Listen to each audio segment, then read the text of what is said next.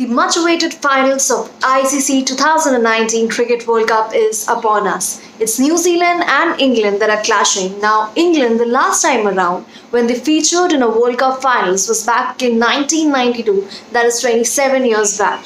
New Zealand, on the other hand, recently, that is 2015, the last edition of ICC Cricket World Cup in 50 overs, were finalists. They lost out to Australia in the finals, but then they have a credible record in the last couple of decades as far as World Cup performances are concerned. England, not so much. They've had a revival of sorts under their captain Owen Morgan, and the results are there for everybody to see. Now, talking about their performances as far as batting, bowling, and fielding is concerned. First, about England. Now, their batting is the best in the World Cup. Johnny Bairstow, Jason Roy, Joe Root, all of them, they have been contributing. And Jos Buttler, Ben Stokes, it just goes on. There is in fact, every batsman in the team has contributed at some time or the other. But it's Jason Roy, that is a name that has been hogging a lot of limelight. In fact, couple of games in which he did not feature, particularly the losses that came against Sri Lanka and Australia, those games did not have Jason Roy in the team. So that did make a lot of difference. But the time since he's come back and he has made a lot of contribution, the semi-finals as well against Australia, his England team looked completely dominant, and that's courtesy, of course, great bowling performances, but also because of the opening partnership. Opening partnership with Bairstow and Jason Roy has been tremendous, not just in this World Cup, but for quite a few years, couple of years now. Also, along with that, they have Joe Root in the middle order, who provides stability. So his role as well has been very important. The lower order, a lot was talked about their ability to bat, because there are a lot of all-rounders in the English side. They haven't really joined the party, but England would not want them to be needed in the finals of the clash or the tournament.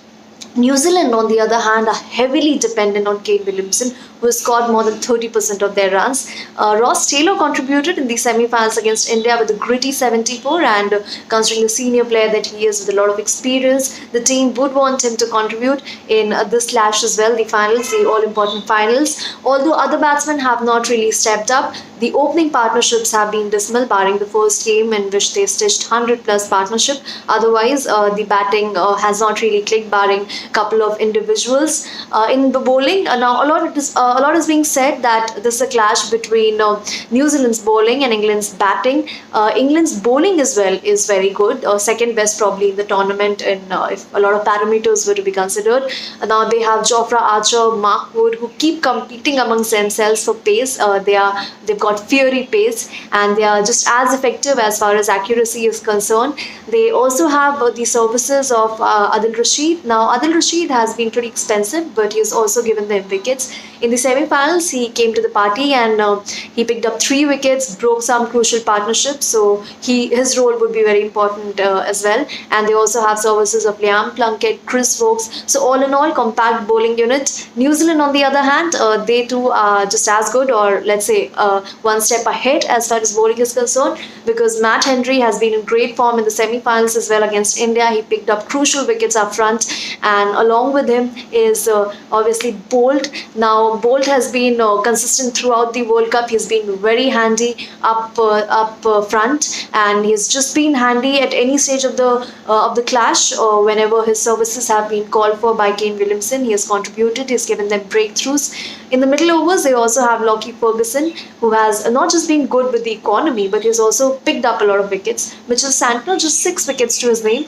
but his economy is tremendous, and that's why he ensures he plugs the flow of runs in the middle overs.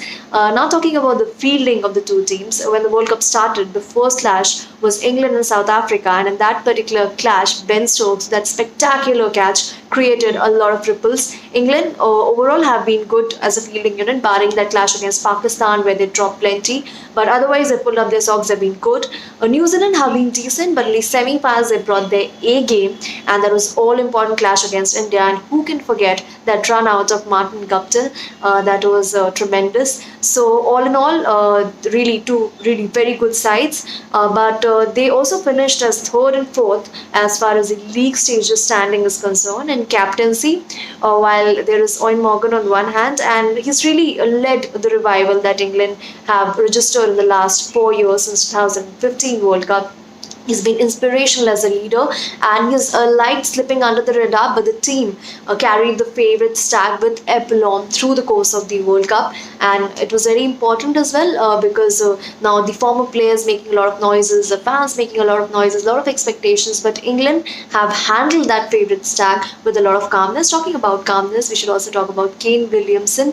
Always loves playing under radar, remaining under radar, and he's done that really well this time around as well. Called underdogs, it's a tag that he does not mind.